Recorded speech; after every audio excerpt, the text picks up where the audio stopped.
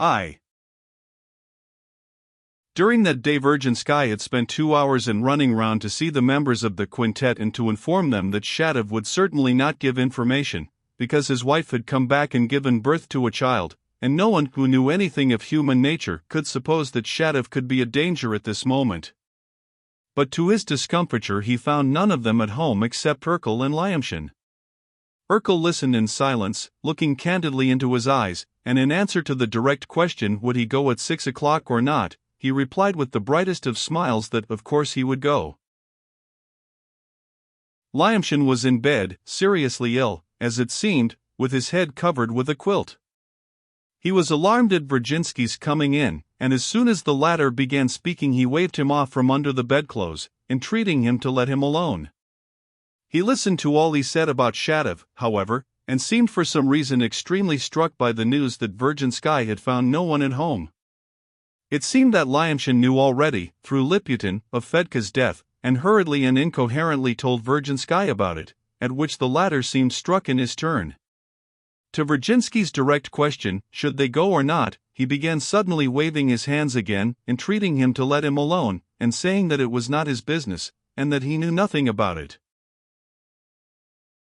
Virginsky returned home dejected and greatly alarmed. It weighed upon him that he had to hide it from his family. He was accustomed to tell his wife everything, and if his feverish brain had not hatched a new idea at that moment, a new plan of conciliation for further action, he might have taken to his bed like Lyamshin. But this new idea sustained him. What's more, he began impatiently awaiting the hour fixed, and set off for the appointed spot earlier than was necessary. It was a very gloomy place at the end of the huge park. I went there afterwards on purpose to look at it. How sinister it must have looked on that chill autumn evening! It was at the edge of an old wood belonging to the crown. Huge ancient pines stood out as vague somber blurs in the darkness. It was so dark that they could hardly see each other 2 paces off, but Fyodor Stepanovich, Liputin, and afterwards Urkel, brought lanterns with them.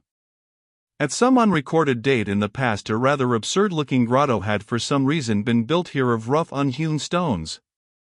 The table and benches in the grotto had long ago decayed and fallen. 200 paces to the right was the bank of the third pond of the park.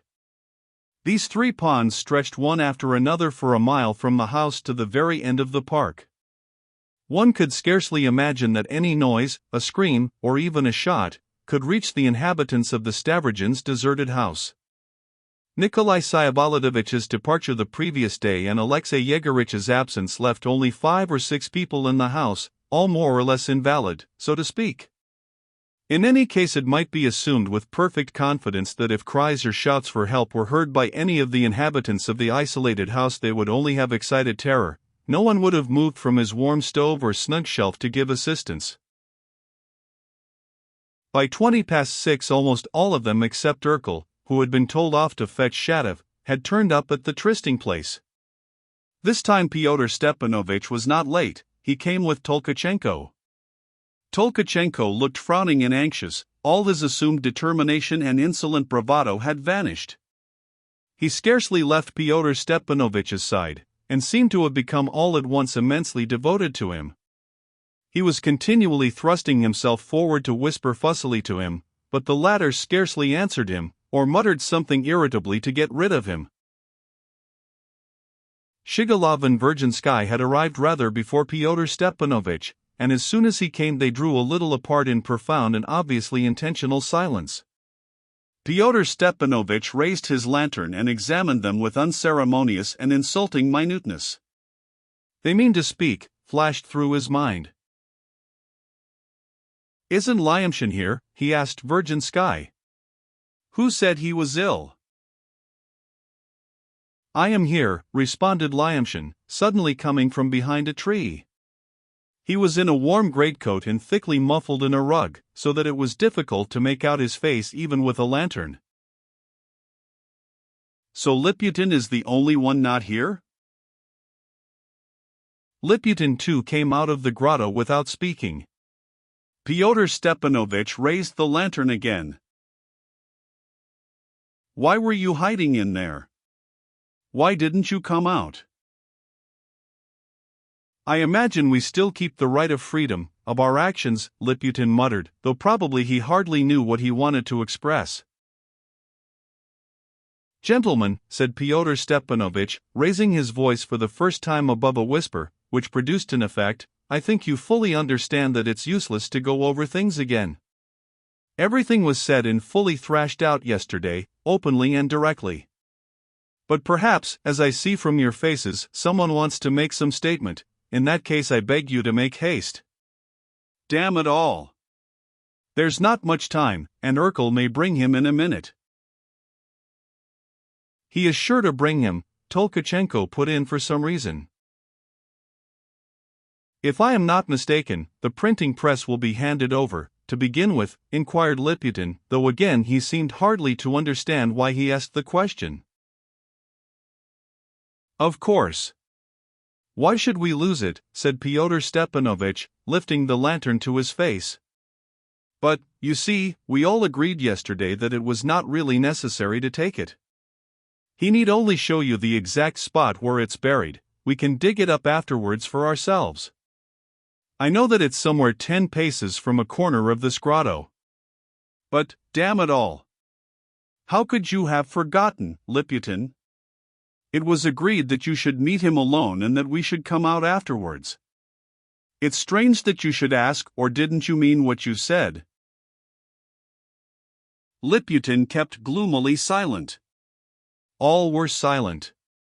The wind shook the tops of the pine trees. I trust, however, gentlemen, that everyone will do his duty, Fyodor Stepanovich rapped out impatiently. I know that Shadov's wife has come back and has given birth to a child, Virginsky said suddenly, excited and gesticulating and scarcely able to speak distinctly.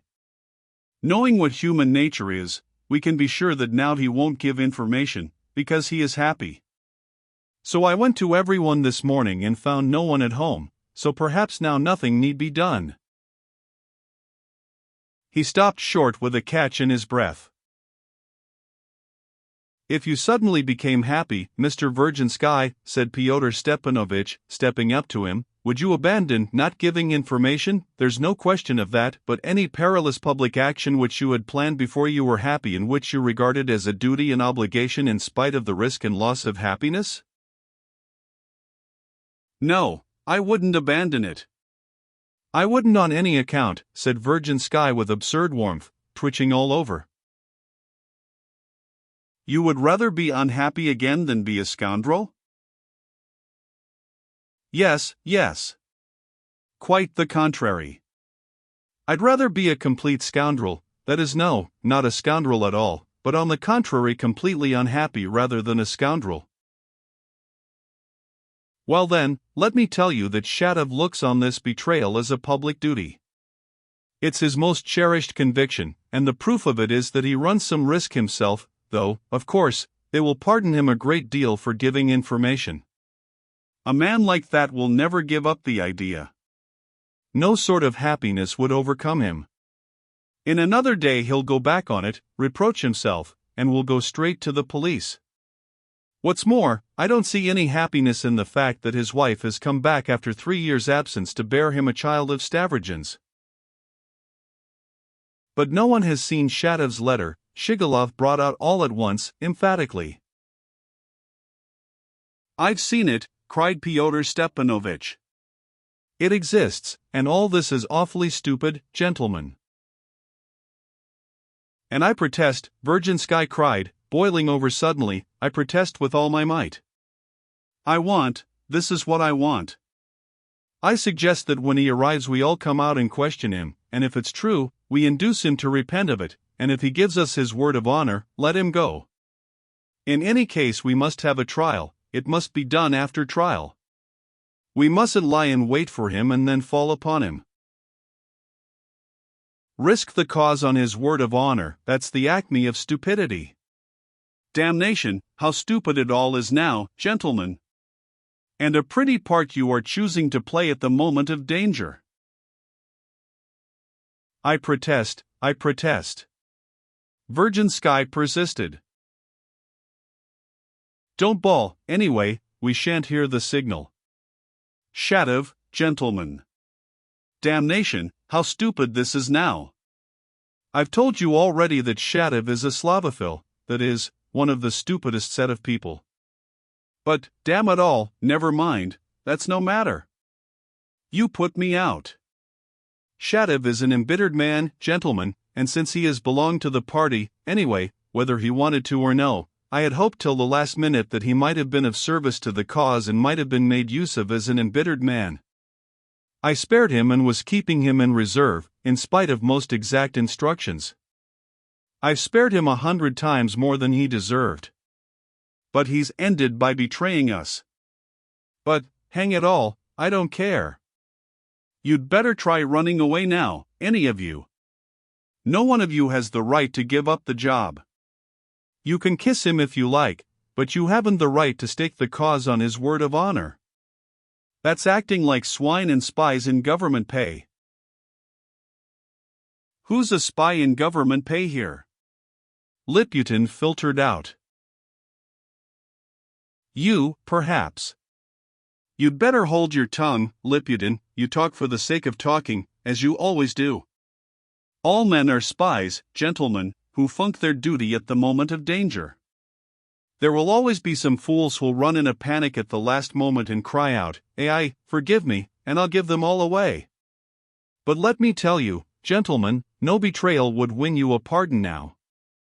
Even if your sentence were mitigated, it would mean Siberia, and, what's more, there's no escaping the weapons of the other side, and their weapons are sharper than the government's. Fyodor Stepanovich was furious and said more than he meant to. With a resolute air, Shigalov took 3 steps towards him. Since yesterday evening I've thought over the question, he began, speaking with his usual pedantry and assurance. I believe that if the earth had given way under his feet he would not have raised his voice nor have varied one tone in his methodical exposition. Thinking the matter over, I've come to the conclusion that the projected murder is not merely a waste of precious time which might be employed in a more suitable and befitting manner, but presents, moreover, that deplorable deviation from the normal method which has always been most prejudicial to the cause and has delayed its triumph for scores of years, under the guidance of shallow thinkers and preeminently of men of political instead of purely socialistic leanings. I have come here solely to protest against the projected enterprise, for the general edification, intending then to withdraw at the actual moment, which you, for some reason I don't understand, speak of as a moment of danger to you. I am going not from fear of that danger nor from a sentimental feeling for Shadov, whom I have no inclination to kiss, but solely because all this business from beginning to end is in direct contradiction to my program. As for my betraying you and my being in the pay of the government, you can set your mind completely at rest. I shall not betray you. He turned and walked away. Damn it all, he'll meet them and warn Shadov, cried Fyodor Stepanovich, pulling out his revolver. They heard the click of the trigger. You may be confident, said Shigalov, turning once more, that if I meet Shadov on the way I may bow to him, but I shall not warn him.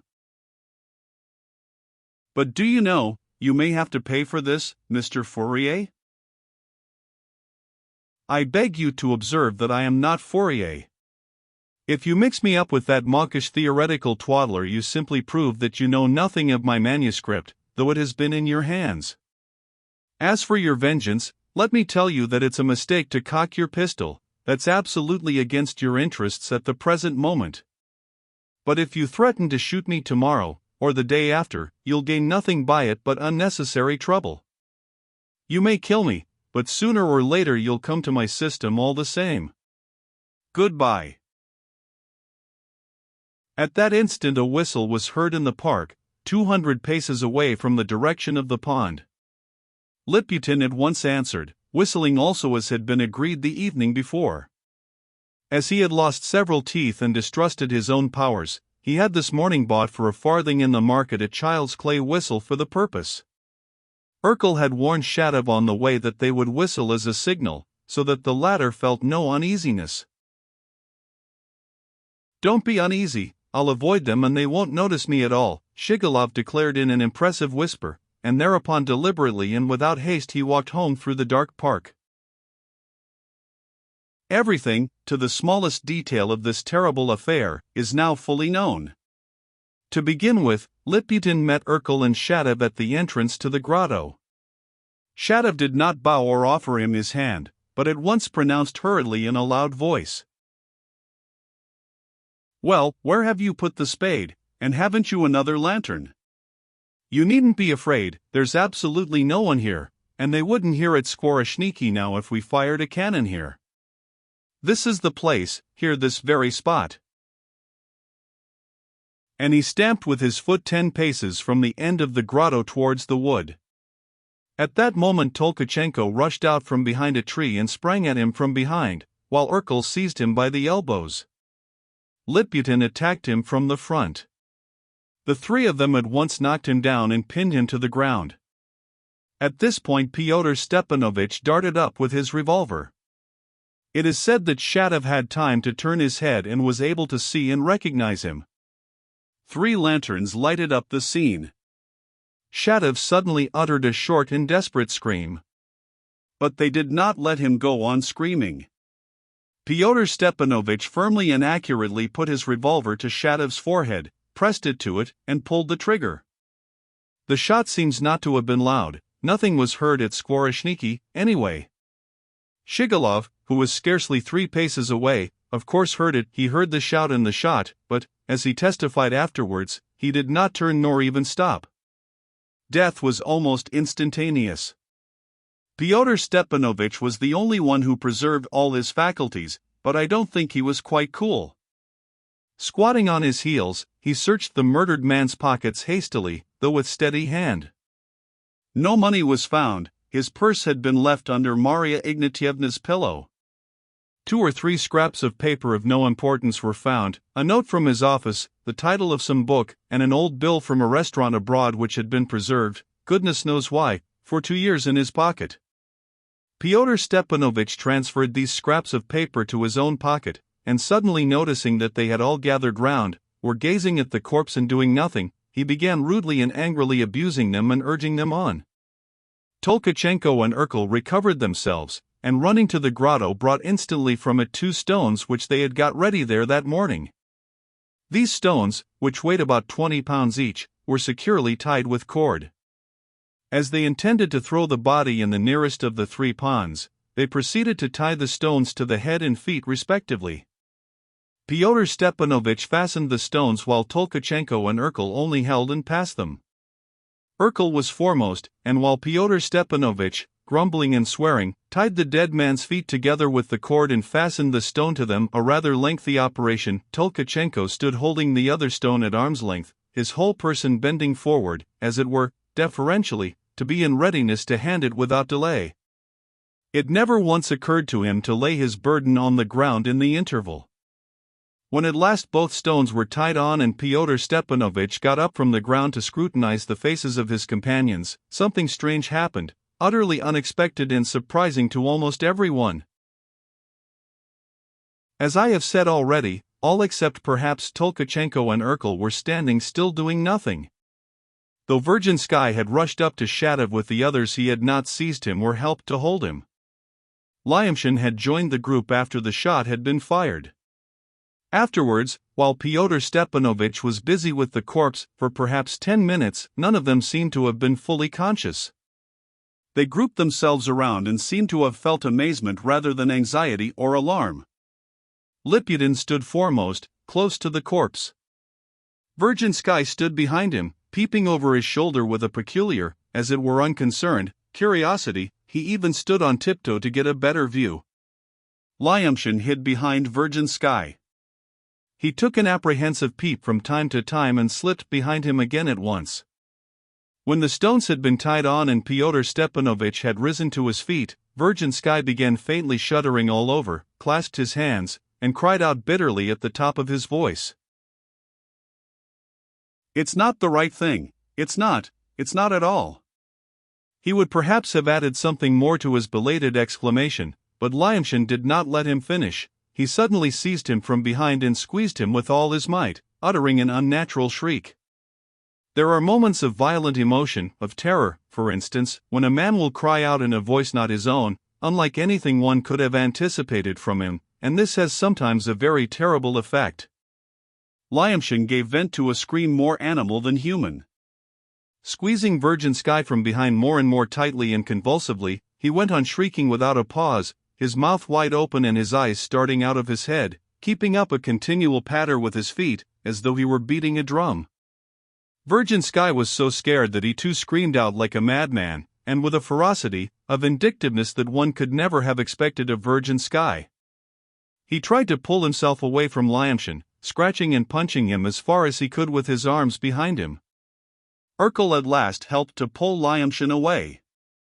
But when, in his terror, Virgin Sky had skipped 10 paces away from him, Lyamshin, catching sight of Fyodor Stepanovich, began yelling again and flew at him. Stumbling over the corpse, he fell upon Fyodor Stepanovich, pressing his head to the latter's chest and gripping him so tightly in his arms that Fyodor Stepanovich, Tolkachenko, and Liputin could all of them do nothing at the first moment. Fyodor Stepanovich shouted, swore, beat him on the head with his fists. At last, wrenching himself away, he drew his revolver and put it in the open mouth of Lyamshin, who was still yelling and was by now tightly held by Tolkachenko, Urkel, and Liputin. But Lyamshin went on shrieking in spite of the revolver. At last Urkel, crushing his silk handkerchief into a ball, deftly thrust it into his mouth and the shriek ceased. Meantime Tolkachenko tied his hands with what was left of the rope. "It's very strange," said Fyodor Stepanovich, scrutinizing the madman with uneasy wonder. He was evidently struck. "I expected something very different from him," he added thoughtfully. They left Urkel in charge of him for a time. They had to make haste to get rid of the corpse, there had been so much noise that someone might have heard. Tolkachenko and Fyodor Stepanovich took up the lanterns and lifted the corpse by the head, while Liputin and Virgin Sky took the feet, and so they carried it away. With the 2 stones it was a heavy burden, and the distance was more than 200 paces. Tolkachenko was the strongest of them. He advised them to keep in step, but no one answered him and they all walked anyhow. Fyodor Stepanovich walked on the right and, bending forward, carried the dead man's head on his shoulder while with the left hand he supported the stone. As Tolkachenko walked more than half the way without thinking of helping him with the stone, Fyodor Stepanovich at last shouted at him with an oath. It was a single, sudden shout. They all went on carrying the body in silence, and it was only when they reached the pond that Virgin Sky, stooping under his burden and seeming to be exhausted by the weight of it, cried out again in the same loud and wailing voice. "It's not the right thing, no, it's not the right thing." The place to which they carried the dead man at the extreme end of the rather large pond, which was the farthest of the 3 from the house, was one of the most solitary and unfrequented spots in the park, especially at this late season of the year. At that end the pond was overgrown with weeds by the banks. They put down the lantern, swung the corpse and threw it into the pond. They heard a muffled and prolonged splash. Fyodor Stepanovich raised the lantern and everyone followed his example, peering curiously to see the body sink, but nothing could be seen. Weighted with the 2 stones, the body sank at once. The big ripples spread over the surface of the water and quickly passed away. It was over.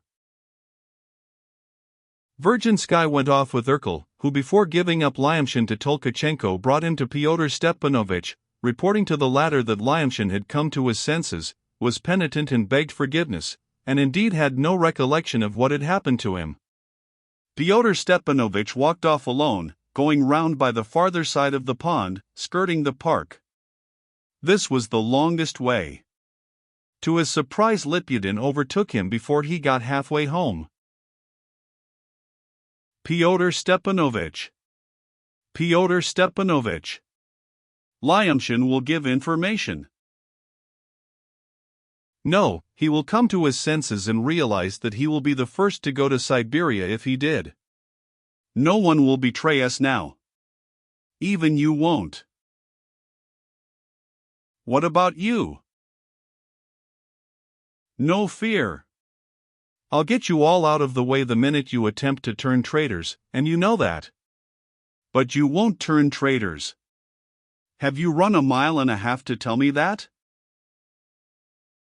Pyotr Stepanovich, perhaps we shall never meet again.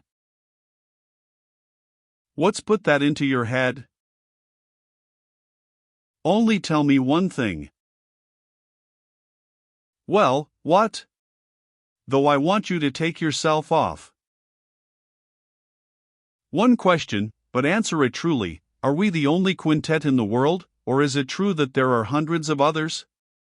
It's a question of the utmost importance to me, Pyotr Stepanovich. I see that from the frantic state you are in.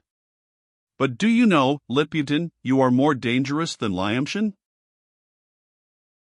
I know, but the answer, your answer. You are a stupid fellow.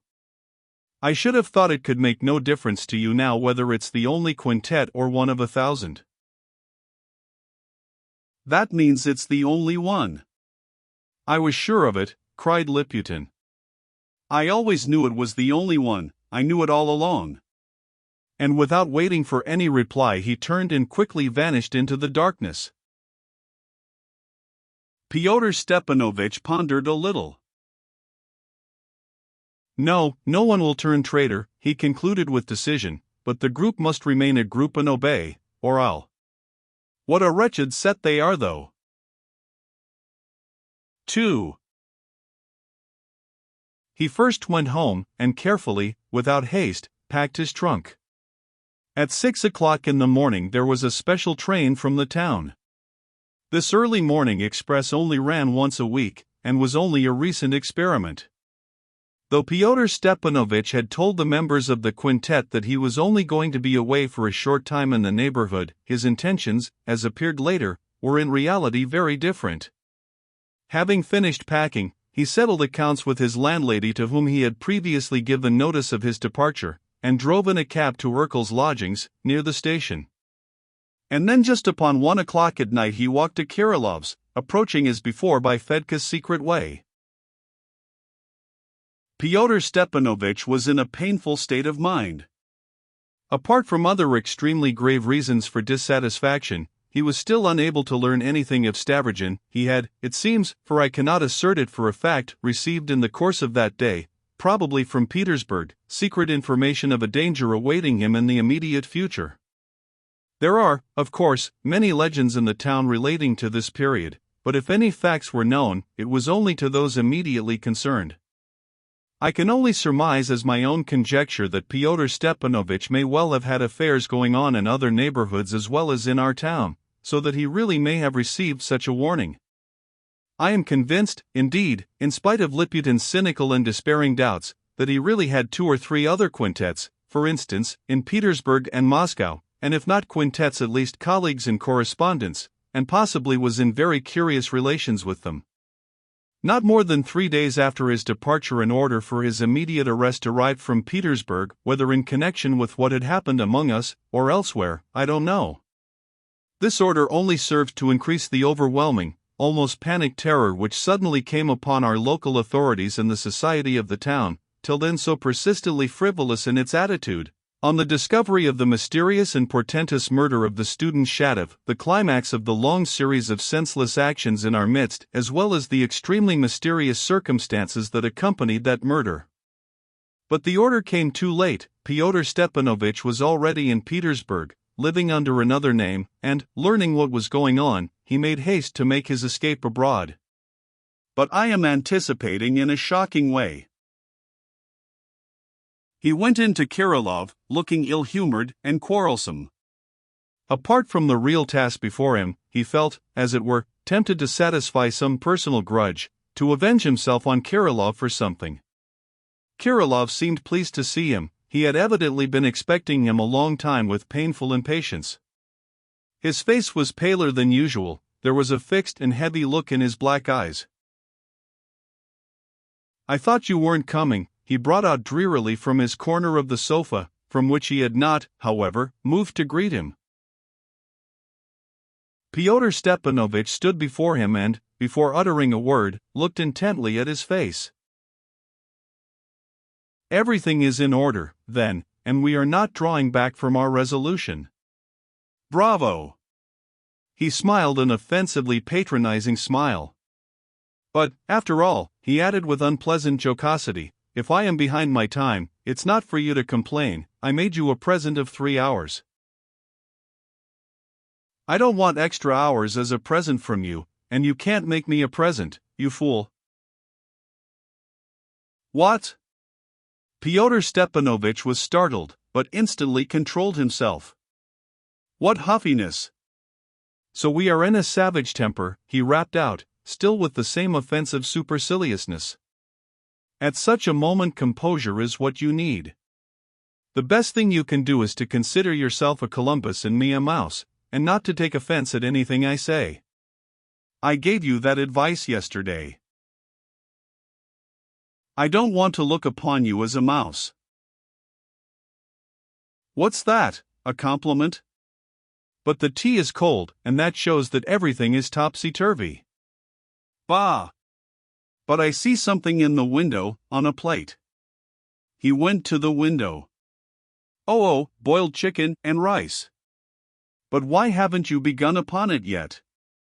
So we are in such a state of mind that even chicken.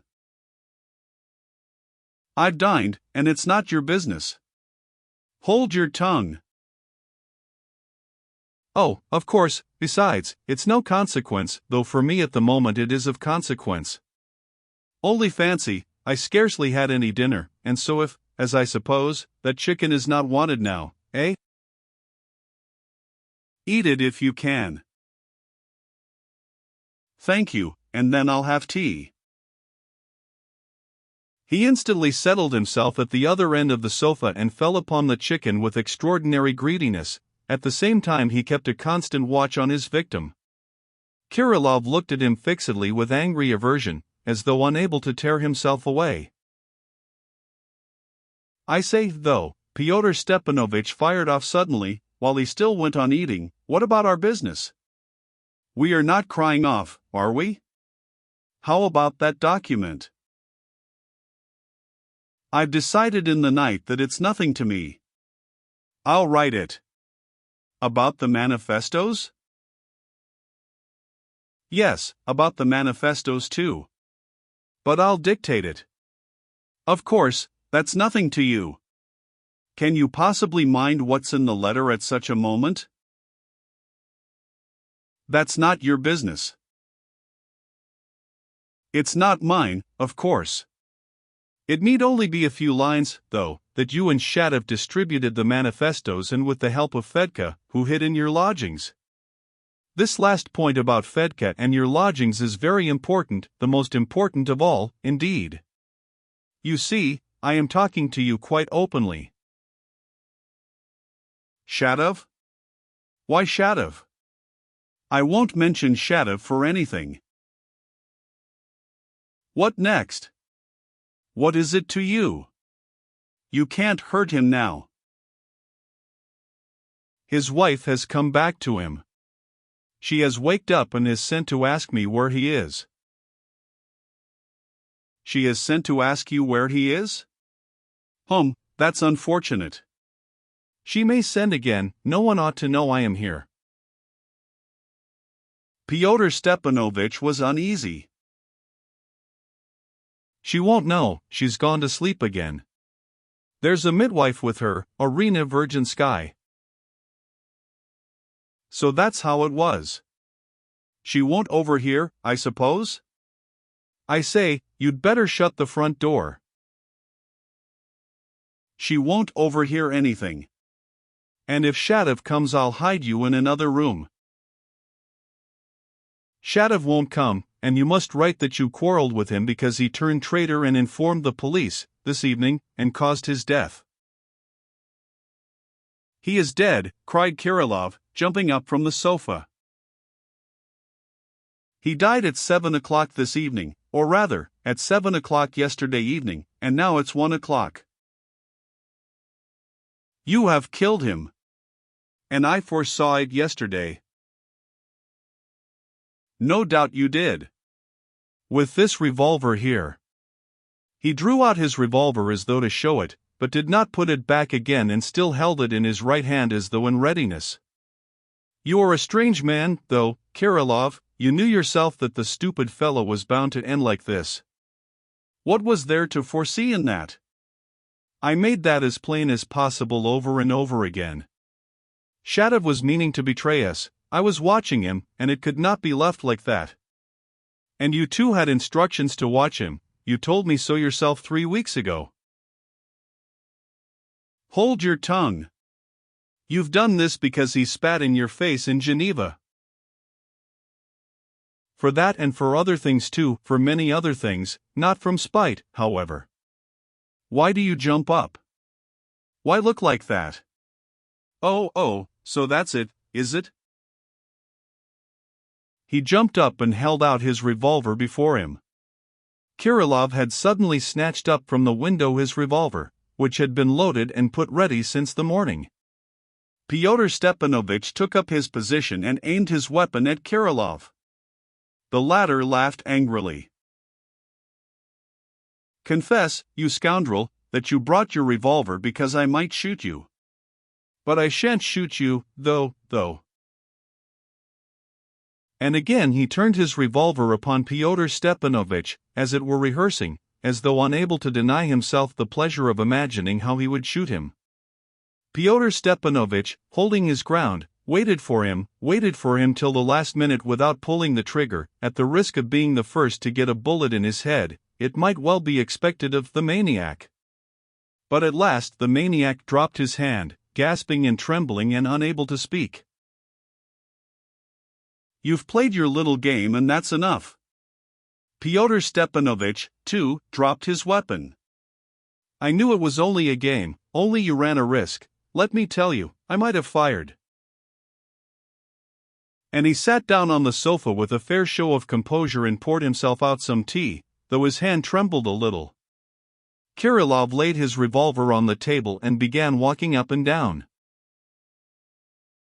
"I won't write that I killed Shatov, and I won't write anything now. You won't have a document." "I shan't?" "No, you won't." What meanness and what stupidity! Fyodor Stepanovich turned green with resentment. "I foresaw it, though. You've not taken me by surprise, let me tell you." "As you please, however. If I could make you do it by force, I would. You are a scoundrel, though." Fyodor Stepanovich was more and more carried away and unable to restrain himself. "You asked us for money out there and promised us no end of things. I won't go away with nothing, however. I'll see you put the bullet through your brains first, anyway. I want you to go away at once." Kirillov stood firmly before him. "No, that's impossible." Fyodor Stepanovich took up his revolver again. "Now in your spite and cowardice you may think fit to put it off and to turn traitor tomorrow, so as to get money again. They'll pay you for that, of course. Damn it all, fellows like you are capable of anything. Only don't trouble yourself, I've provided for all contingencies. I am not going till I've dashed your brains out with this revolver, as I did to that scoundrel Shatov. If you are afraid to do it yourself and put off your intention, damn you. You are set on seeing my blood, too? I am not acting from spite, let me tell you, it's nothing to me. I am doing it to be at ease about the cause. One can't rely on men, you see that for yourself. I don't understand what fancy possesses you to put yourself to death. It wasn't my idea, you thought of it yourself before I appeared, and talked of your intention to the committee abroad before you said anything to me. And you know, no one has forced it out of you, no one of them knew you, but you came to confide in them yourself, from sentimentalism. And what's to be done if a plan of action here, which can't be altered now, was founded upon that with your consent and upon your suggestion? Your suggestion, mind that. You have put yourself in a position in which you know too much. If you are an ass and go off tomorrow to inform the police, that would be rather a disadvantage to us. What do you think about it? Yes, you've bound yourself, you've given your word, you've taken money that you can't deny. Pyotr Stepanovich was much excited, but for some time past Kirillov had not been listening. He paced up and down the room, lost in thought again. "I am sorry for Shatov," he said, stopping before Pyotr Stepanovich again. "Why so?" "I am sorry, if that's all, and do you suppose—" "Hold your tongue, you scoundrel," roared Kirillov, making an alarming and unmistakable movement. "I'll kill you." There. I told a lie, I admit it, I am not sorry at all." "Come, that's enough. Pyotr Stepanovich started up apprehensively, putting out his hand. Kirillov subsided and began walking up and down again. "I won't put it off, I want to kill myself now, all are scoundrels." "Well, that's an idea, of course all are scoundrels, and since life is a beastly thing for a decent man." "Fool, I am just such a scoundrel as you, as all, not a decent man." "There's never been a decent man anywhere." "He's guessed the truth at last. Can you, Kirillov, with your sense, have failed to see till now that all men are alike, that there are none better or worse, only some are stupider than others, and that if all are scoundrels, which is nonsense, though, there oughtn't to be any people that are not?" "Ah! Why, you are really in earnest." Kirillov looked at him with some wonder. "You speak with heat and simply. Can it be that even fellows like you have convictions?" "Kirillov, I've never been able to understand why you mean to kill yourself. I only know it's from conviction, strong conviction. But if you feel a yearning to express yourself, so to say, I am at your service. Only you must think of the time." "What time is it?" Oh, just 2. Pyotr Stepanovich looked at his watch and lighted a cigarette. "It seems we can come to terms after all," he reflected. "I've nothing to say to you," muttered Kirillov. "I remember that something about God comes into it, you explained it to me once, twice, in fact. If you stopped yourself, you become God, that's it, isn't it?" "Yes, I become God." Pyotr Stepanovich did not even smile, he waited. Kirillov looked at him subtly. "You are a political impostor and intriguer. You want to lead me on into philosophy and enthusiasm and to bring about a reconciliation so as to disperse my anger, and then, when I am reconciled with you, beg from me a note to say I killed Shatov." Pyotr Stepanovich answered with almost natural frankness. "Well, supposing I am such a scoundrel. But at the last moments, does that matter to you, Kirillov? What are we quarreling about? Tell me, please. You are one sort of man and I am another, what of it? And what's more, we are both of us scoundrels." "Yes, scoundrels if you like. But you know that that's only words. All my life I wanted it not to be only words. I lived because I did not want it to be. Even now every day I want it to be not words." "Well, everyone seeks to be where he is best off. The fish, that is, everyone seeks his own comfort, that's all. That's been a commonplace for ages and ages." "Comfort, do you say?" "Oh, it's not worthwhile quarreling over words." "No, you were right in what you said, let it be comfort. God is necessary and so must exist." "Well, that's all right, then." "But I know he doesn't and can't." "That's more likely. Surely you must understand that a man with two such ideas can't go on living?" Must shoot himself, you mean? Surely you must understand that one might shoot oneself for that alone? You don't understand that there may be a man, one man out of your thousands of millions, one man who won't bear it and does not want to. All I understand is that you seem to be hesitating. That's very bad. Stavrogin, too, is consumed by an idea, Kirillov said gloomily, pacing up and down the room. He had not noticed the previous remark. What? Fyodor Stepanovich pricked up his ears. What idea? Did he tell you something himself? No, I guessed it myself. If Stavrogin has faith, he does not believe that he has faith. If he hasn't faith, he does not believe that he hasn't. Well, Stavrogin has got something else worse than that in his head, Fyodor Stepanovich muttered peevishly, uneasily watching the turn the conversation had taken and the pallor of Kirillov. Damn it all, he won't shoot himself, he was thinking. I always suspected it, it's a maggot in the brain and nothing more. What a rotten lot of people. You are the last to be with me. I shouldn't like to part on bad terms with you, Kirillov vouchsafed suddenly. Fyodor Stepanovich did not answer at once.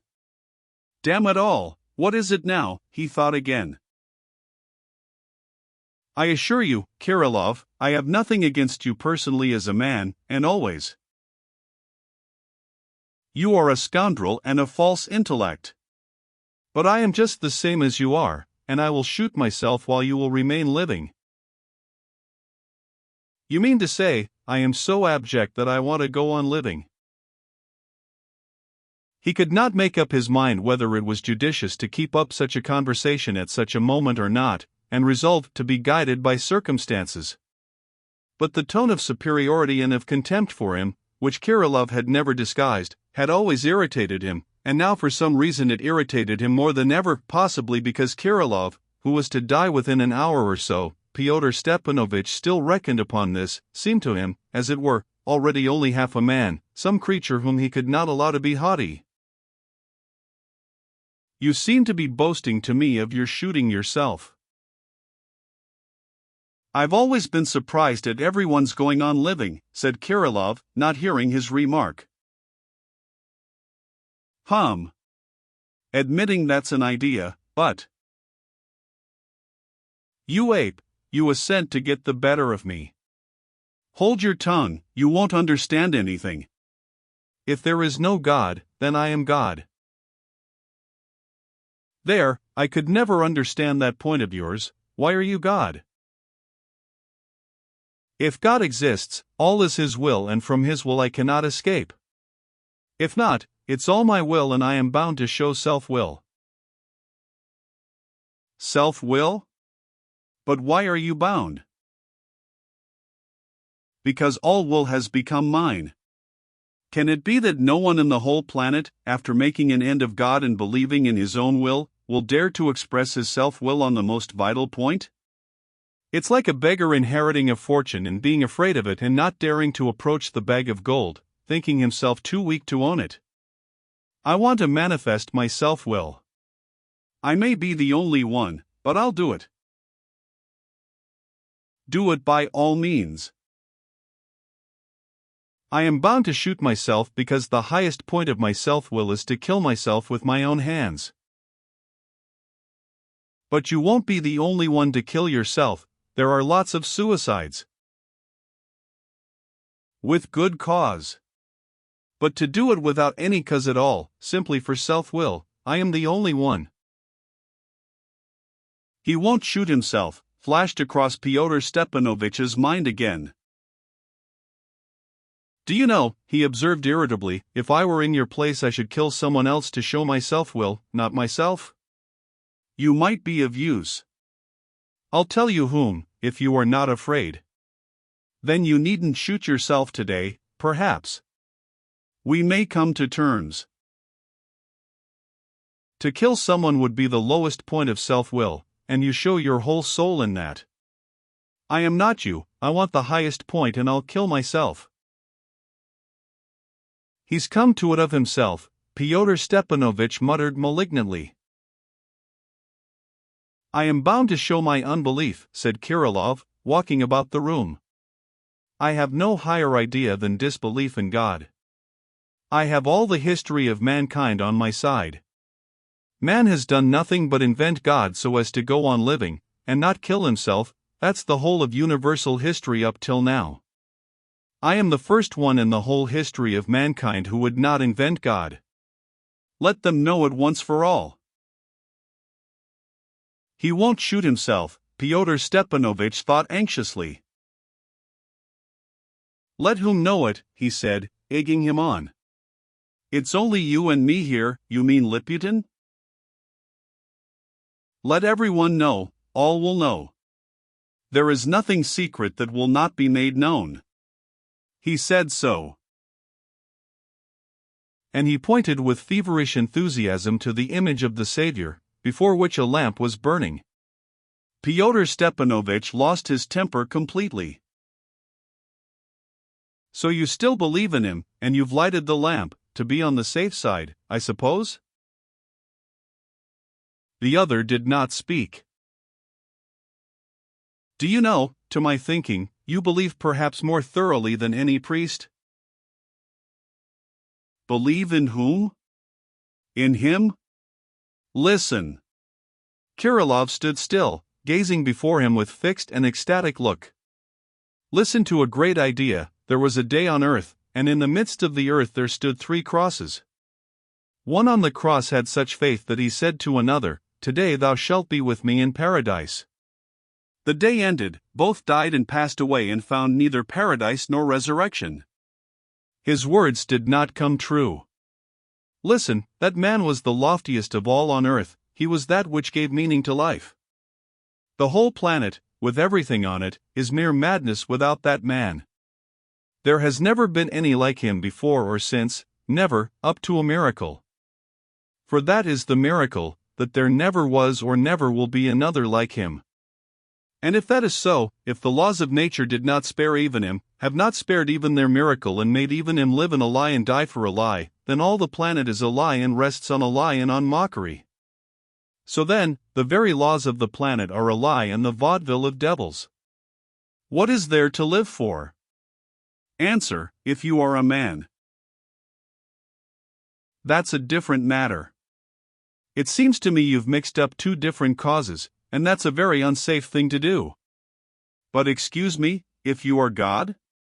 If the lie were ended and if you realized that all the falsity comes from the belief in that former God? So at last you understand, cried Kirillov rapturously. So it can be understood if even a fellow like you understands. Do you understand now that the salvation for all consists in proving this idea to everyone?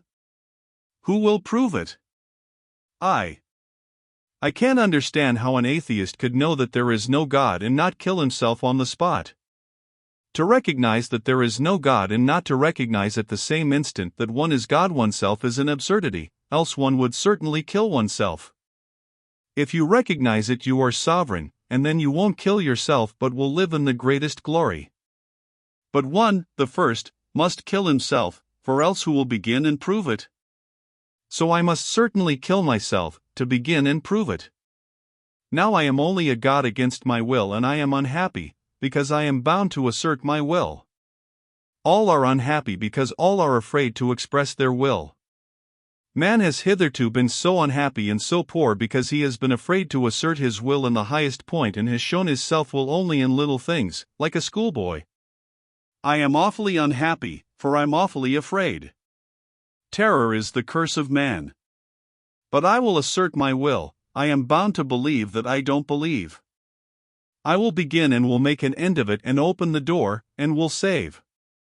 That's the only thing that will save mankind and will recreate the next generation physically, for with his present physical nature man can't get on without his former God, I believe. For 3 years I've been seeking for the attribute of my Godhead and I've found it. The attribute of my Godhead is self-will. That's all I can do to prove in the highest point my independence and my new terrible freedom. For it is very terrible. I am killing myself to prove my independence and my new terrible freedom. His face was unnaturally pale, and there was a terribly heavy look in his eyes. He was like a man in delirium. Fyodor Stepanovich thought he would drop onto the floor. "Give me the pen!" Kirillov cried suddenly, quite unexpectedly, in a positive frenzy. "Dictate, I'll sign anything. I'll sign that I killed Shadov even. Dictate while it amuses me. I am not afraid of what the haughty slaves will think. You will see for yourself that all that is secret shall be made manifest. And you will be crushed. I believe, I believe." Fyodor Stepanovich jumped up from his seat and instantly handed him an inkstand and paper, and began dictating, seizing the moment, quivering with anxiety. "I, Alexei Kirillov, declare." "Stay, I won't. To whom am I declaring it?" Kirillov was shaking as though he were in a fever. This declaration and the sudden strange idea of it seemed to absorb him entirely, as though it were a means of escape by which his tortured spirit strove for a moment's relief. "To whom am I declaring it? I want to know to whom." "To no one, every one, the first person who reads it." "Why define it?" "The whole world." "The whole world." "Bravo! And I won't have any repentance. I don't want penitence, and I don't want it for the police." "No, of course, there's no need of it, damn the police." "Right, if you are in earnest," Fyodor Stepanovich cried hysterically. "Stay. I want to put at the top a face with the tongue out." "Ek, what nonsense," cried Fyodor Stepanovich crossly. "You can express all that without the drawing, by the tone." "By the tone?" "That's true." "Yes, by the tone of it." "Dictate the tone." "I, Alexei Kirillov," Fyodor Stepanovich dictated firmly and peremptorily, bending over Kirillov's shoulder and following every letter which the latter formed with a hand trembling with excitement. "I, Kirillov, declare that today, the 10th October, at about 8 o'clock in the evening, I killed the student Shadov in the park for turning traitor and giving information of the manifestos and of Fedka, who has been lodging with us for 10 days in Filipov's house. I am shooting myself today with my revolver, not because I repent and am afraid of you, but because when I was abroad I made up my mind to put an end to my life." "Is that all?" cried Kirillov with surprise and indignation. "Not another word," cried Fyodor Stepanovich, waving his hand, attempting to snatch the document from him. "Stay." Kirillov put his hand firmly on the paper. "Stay, it's nonsense. I want to say with whom I killed him." "Why Fedka?" "And what about the fire?" "I want it all, and I want to be abusive in tone, too, in tone." "Enough, Kirillov, I assure you it's enough," cried Fyodor Stepanovich almost imploringly, trembling lest he should tear up the paper. "That they may believe you, you must say it as obscurely as possible, just like that, simply in hints. You must only give them a peep of the truth, just enough to tantalize them. They'll tell a story better than ours, and of course they'll believe themselves more than they would us, and you know, it's better than anything, better than anything. Let me have it, it's splendid as it is, give it to me, give it to me." And he kept trying to snatch the paper. Kirillov listened open-eyed and appeared to be trying to reflect, but he seemed beyond understanding now. "Damn it all," Fyodor Stepanovich cried all at once, ill-humoredly, "he hasn't signed it. Why are you staring like that? Sign." "I want to abuse them," muttered Kirillov. He took the pen, however, and signed. "I want to abuse them. Write Vive la République, and that will be enough." "Bravo! Kirillov almost bellowed with delight. Vive la République démocratique socialité universelle ou la mort. No, that's not it. Liberté, égalité, fraternité ou la mort. There, that's better. He wrote it gleefully under his signature. Enough, repeated Pyotr Stepanovich. Stay, a little more. I'll sign it again in French, you know. De Kirillov, gentilhomme russid citoyen du monde. Ha ha. He went off in a peal of laughter. No, stay. I've found something better than all. Eureka! Gentilhomme, seminarist russid citoyen du monde civilise. That's better than any. He jumped up from the sofa and suddenly, with a rapid gesture, snatched up the revolver from the window, ran with it into the next room, and closed the door behind him. Pyotr Stepanovich stood for a moment, pondering and gazing at the door. If he does it at once, perhaps he'll do it, but if he begins thinking, nothing will come of it. Meanwhile he took up the paper, sat down, and looked at it again. The wording of the document pleased him again. What's needed for the moment? What's wanted is to throw them all off the scent and keep them busy for a time. The park? There's no park in the town and they'll guess it's Skvoreshniki of themselves. But while they are arriving at that, time will be passing, then the search will take time too, then when they find the body it will prove that the story is true, and it will follow that's it all true, that it's true about Fedka too. And Fedka explains the fire, the Lebyatkins, so that it was all being hatched here, at Filipov's, while they overlooked it and saw nothing, that will quite turn their heads. They will never think of the quintet, Shatov and Kirillov and Fedka and Lebyatkin, and why they killed each other. That will be another question for them. Oh, damn it all, I don't hear the shot. Though he had been reading and admiring the wording of it, he had been listening anxiously all the time, and he suddenly flew into a rage. He looked anxiously at his watch. It was getting late and it was fully 10 minutes since Kirillov had gone out. Snatching up the candle, he went to the door of the room where Kirillov had shut himself up. He was just at the door when the thought struck him that the candle had burned out, that it would not last another 20 minutes, and that there was no other in the room. He took hold of the handle and listened warily. He did not hear the slightest sound. He suddenly opened the door and lifted up the candle. Something uttered a roar and rushed at him. He slammed the door with all his might and pressed his weight against it, but all sounds died away and again there was death-like stillness. He stood for a long while irresolute, with the candle in his hand. He had been able to see very little in the second he held the door open, but he had caught a glimpse of the face of Kirillov standing at the other end of the room by the window, and the savage fury with which the latter had rushed upon him. Pyotr Stepanovich started, rapidly set the candle on the table, made ready his revolver, and retreated on tiptoe to the farthest corner of the room, so that if Kirillov opened the door and rushed up to the table with the revolver he would still have time to be the first to aim and fire. Pyotr Stepanovich had by now lost all faith in the suicide. He was standing in the middle of the room, thinking, flashed like a whirlwind through Pyotr Stepanovich's mind, and the room was dark and horrible too. He roared and rushed at me.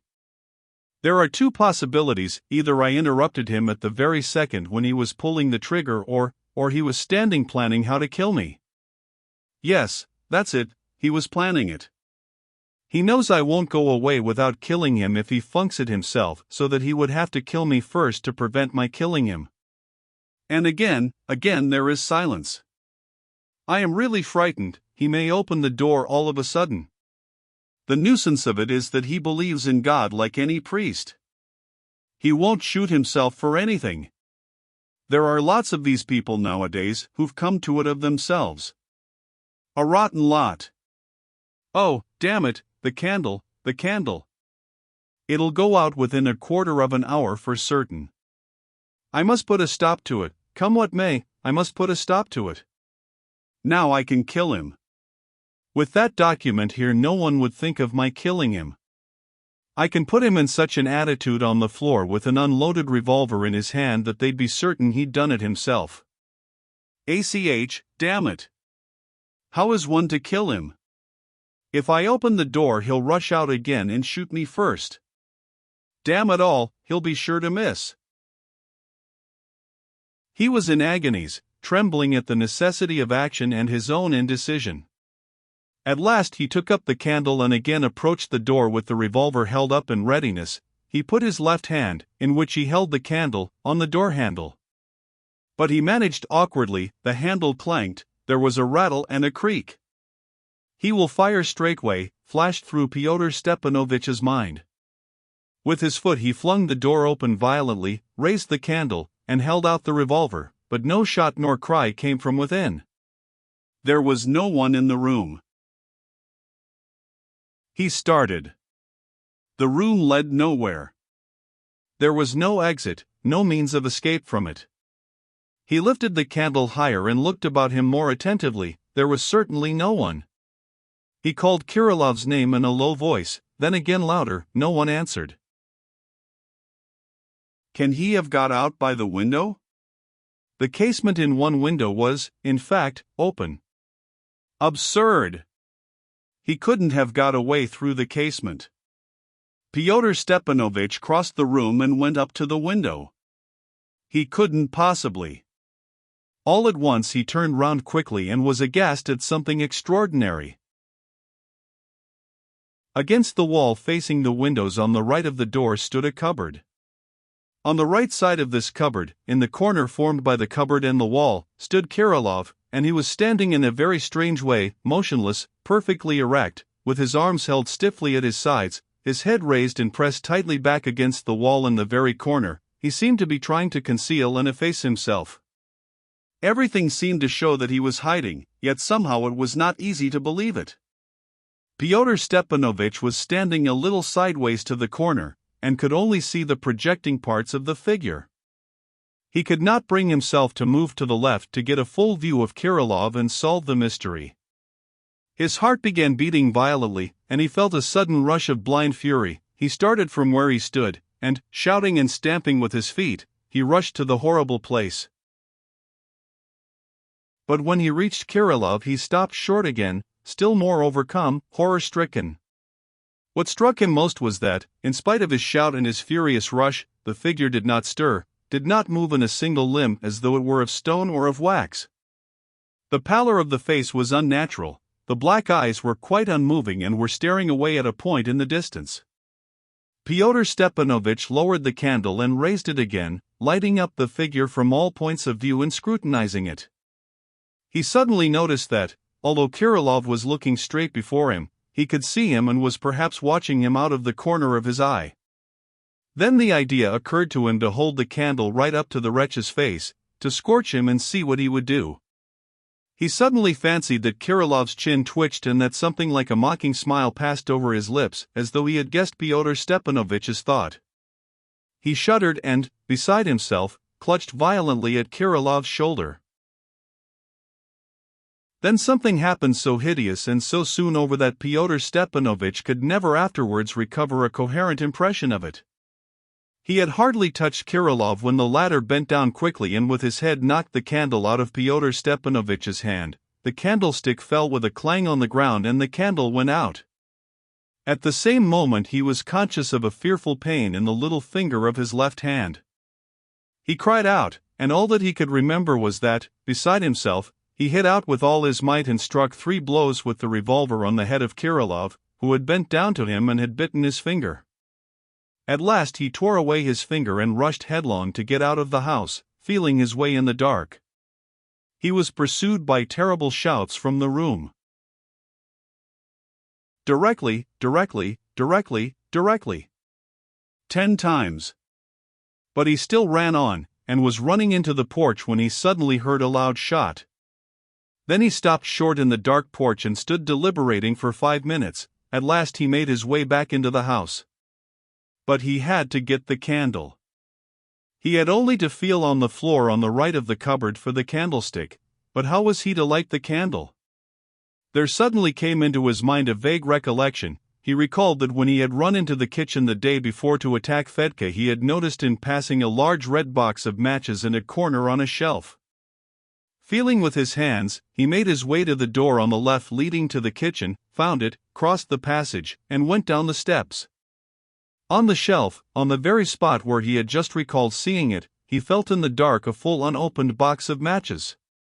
He hurriedly went up the steps again without striking a light, and it was only when he was near the cupboard, at the spot where he had struck Kirillov with the revolver and been bitten by him, that he remembered his bitten finger, and at the same instant was conscious that it was unbearably painful.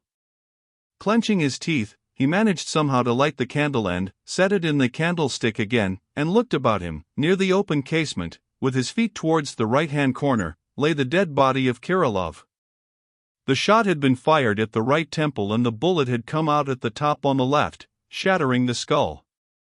There were splashes of blood and brains. The revolver was still in the suicide's hand on the floor. Death must have been instantaneous.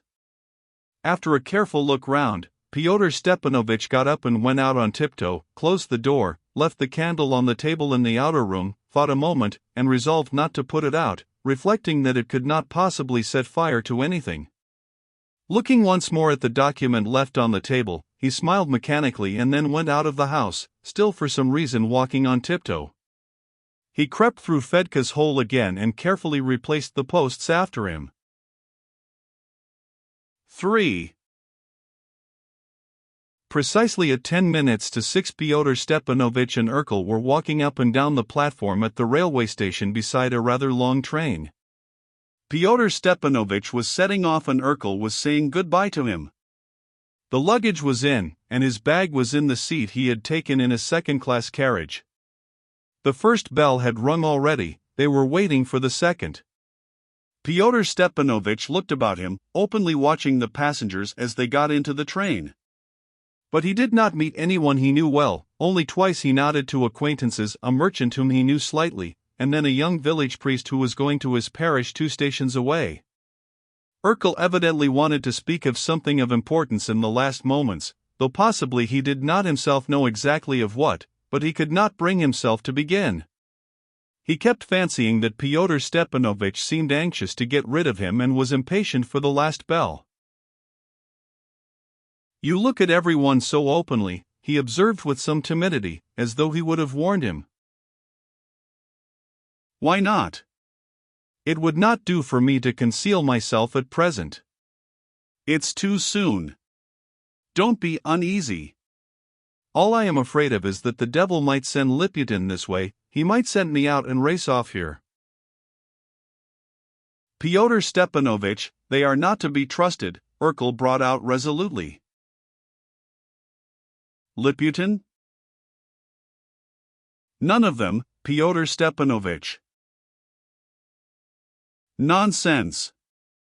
They are all bound by what happened yesterday. There isn't one who would turn traitor.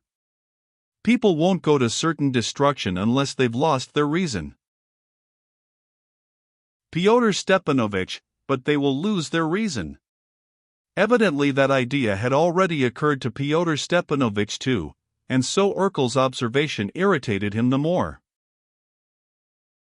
"You are not in a funk too, are you, Urkel? I rely on you more than on any of them. I've seen now what each of them is worth. Tell them today all I've told you. I leave them in your charge. Go round to each of them this morning.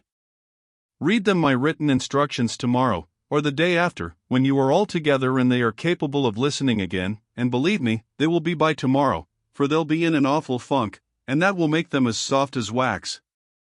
The great thing is that you shouldn't be downhearted. ACH, Fyodor Stepanovich, it would be better if you weren't going away." "But I am only going for a few days, I shall be back in no time." "Fyodor Stepanovich," Urkel brought out warily but resolutely, "what if you were going to Petersburg? Of course, I understand that you are only doing what's necessary for the cause." "I expected as much from you, Urkel. If you have guessed that I am going to Petersburg, you can realize that I couldn't tell them yesterday, at that moment, that I was going so far for fear of frightening them. You saw for yourself what a state they were in.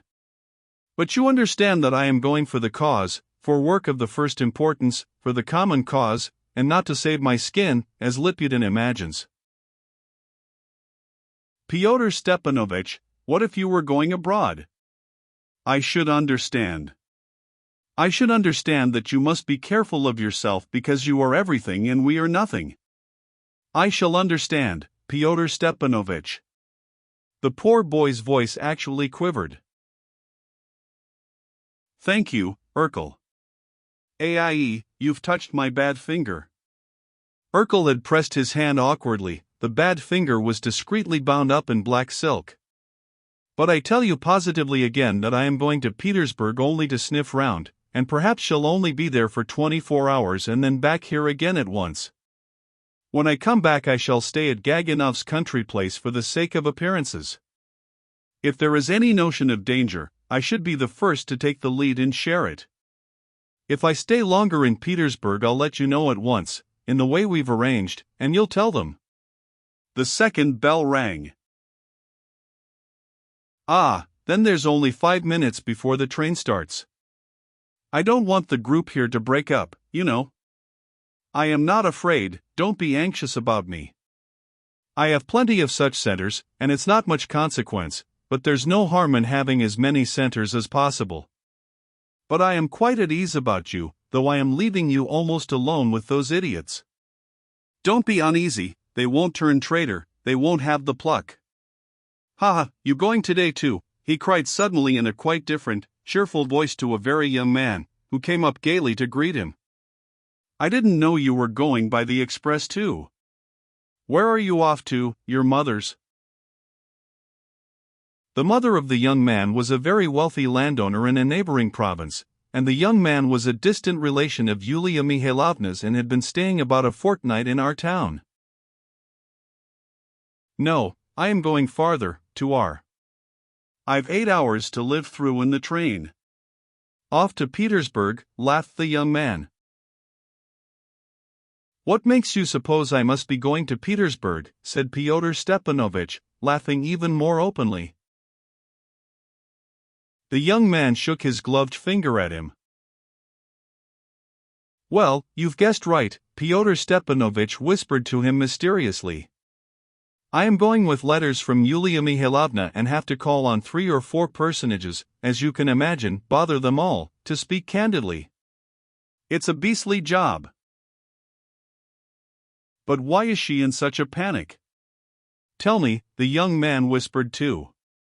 She wouldn't see even me yesterday. I don't think she has anything to fear for her husband, quite the contrary, he fell down so creditably at the fire, ready to sacrifice his life, so to speak.